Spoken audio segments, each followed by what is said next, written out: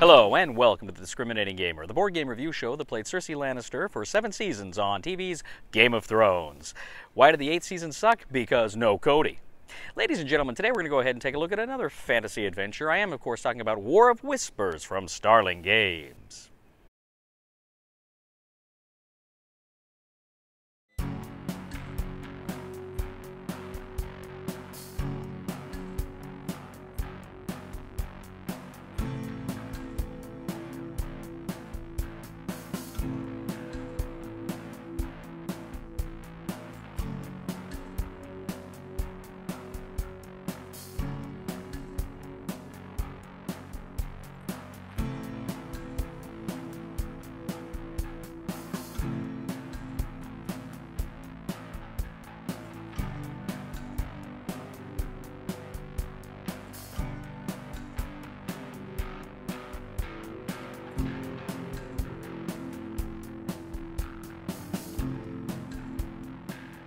In War of Whispers, 2 to 4 players take on the roles of various secret societies that are trying to influence a war that is going on throughout the fantasy world. So you take on the role of one of these 4 secret societies throughout the realm, and you're going to be trying to influencing the different factions, the different empires that are at war at this time. You're going to manipulate them and try to make sure that you can pick the winner, or better yet, create the winner. Now, each player has a player board with 5 spaces at the bottom, and the spaces are numbered 4, 3, 2, 0, and -1. What you're going to do at the beginning of the game is you're randomly going to go ahead and put down your kind of secret tokens, which represent the different empires on the board, and you can look at them, but nobody else can. You can see who you favor, but nobody else can see who you favor and who you fear might win on your board.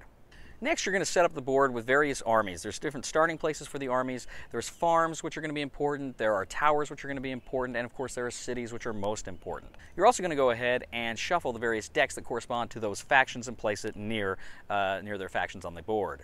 Now, the game plays out in a series of phases. Essentially, the first phase, you're going to be placing kind of your emissaries, what have you, in different spots along the edge of the board for the specific faction. So you can choose which faction you want to influence and what specifically you want to do to them.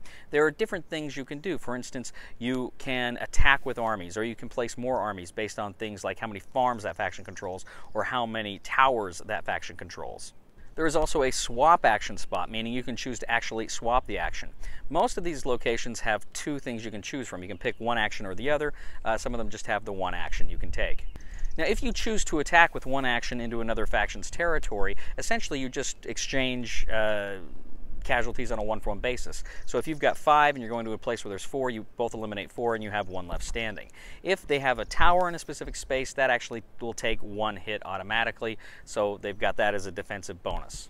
So at the first phase, you're just going to go ahead and you're going to place 2 units. But in the second phase, you're going to take one of those guys off and deploy 2 more. And then at the end of that phase, the next round, you're going to take one off and deploy 2 more. So the whole council, the whole area is going to fill up fast with your guys over the course of rounds. And there's going to be fewer and fewer things you're able to do as long as people still occupy those spaces you might covet.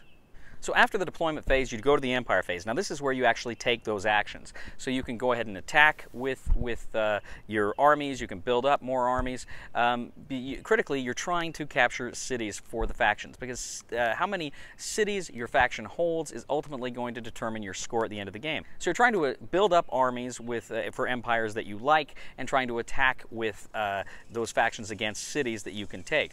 Now, just as critically here, you may want to influence empires you don't like. That way you can make sure they get armies, but they're placed in stupid and unhelpful places, or they attack against overwhelming odds. You can do things like that in order to make sure that they have a bad turn to ensure the success of characters that they're empires, rather, that you want to win. Now, there are certain restrictions. At the end of the Empire turn, you can only have a maximum of 4 armies in a space unless there is a farm there, in which case you can have 6 armies in that space. Now also, during the Empire phase, you may have the opportunity to grab cards. Now again, grabbing cards can be based on factors like how many farms you hold or how many towers you hold. But these cards that come from that faction's kind of deck are going to let you play dirty tricks on your enemies. They're going to let you do fun and interesting things, and they're going to hopefully be played in such a way as to propel your secret society closer to gaining the upper hand for the factions you want to win. Now, at the end of the phase, you have a swap phase, meaning you can swap any 2 tokens. So if it looks like you just can't get one to work for you and another one's doing quite well, you can actually swap places with them. However, if you do that, you have to reveal them so everybody can see what empires you swapped. They will know it, and that might affect their calculations going forward. Finally, you have a cleanup phase where you discard down to 5 cards. Now, at the end of round 4, you reveal loyalty. You don't get a swap, then you just reveal the loyalty tokens. And then you go ahead and you add up, and you see how many factions have cities. You multiply that by the token on the space. So where you've got, 4, let's say you have, 4 cities on the board, you've got +4, that's 16 points. You go and you do that for all of the factions that you have. And again, if you have some of your empires that hold cities that you have the -1, you're going to lose that many points. And there's some you won't score any for at all if they're on the 0. So after counting up the cities and multiplying them by your loyalty tokens, whoever has the most points wins War of Whispers. So War of Whispers, played this the other night with some friends, and I'd cut to the chase. Really impressed with this game. First of all, the theme is really, really cool.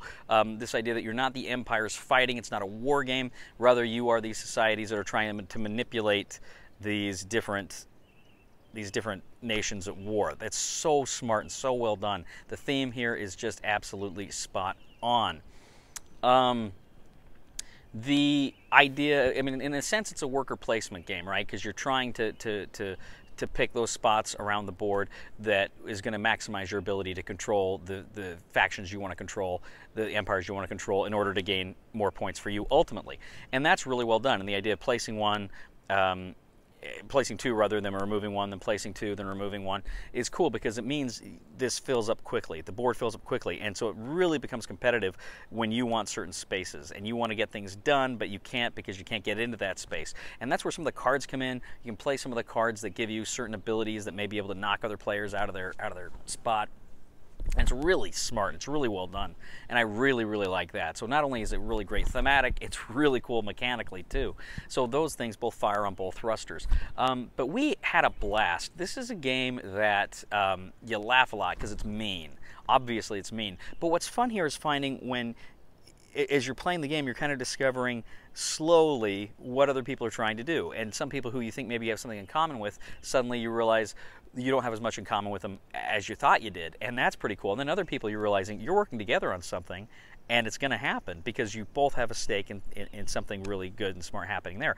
But how's that going to play out in the long run, And is it going to be at the expense of maybe a secondary point objective? So there's stuff like that I really like a lot about this game. It's just smart, and it's clever, and it's fun. We laughed and we shook our fists at each other. We had an absolute blast.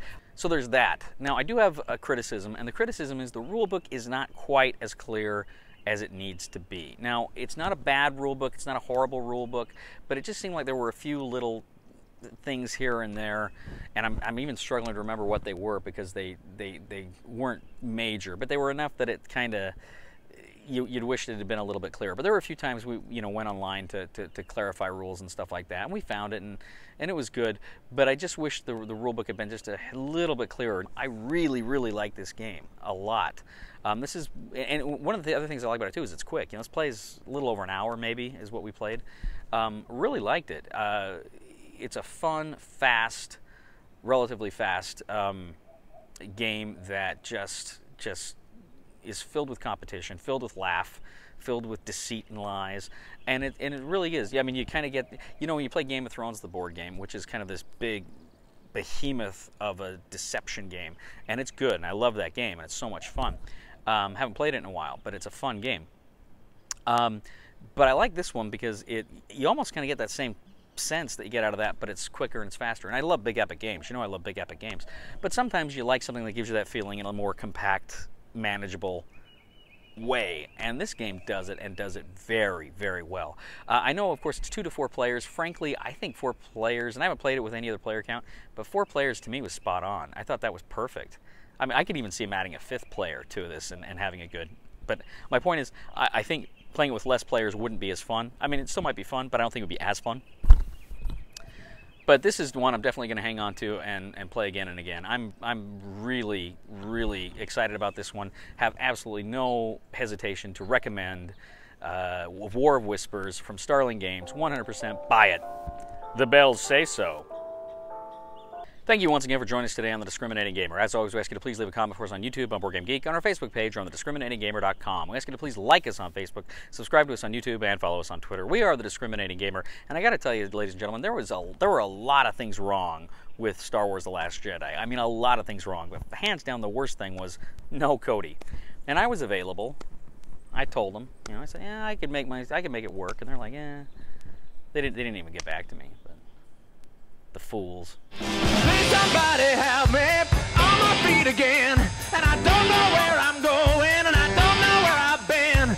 Please somebody help me on the solid ground. It's a long time, and I'll be dying.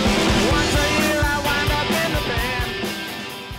It's the armor that keeps me from getting pierced by arrows. That's the arrows of metaphorical arrows or real arrows? I'm going to say both.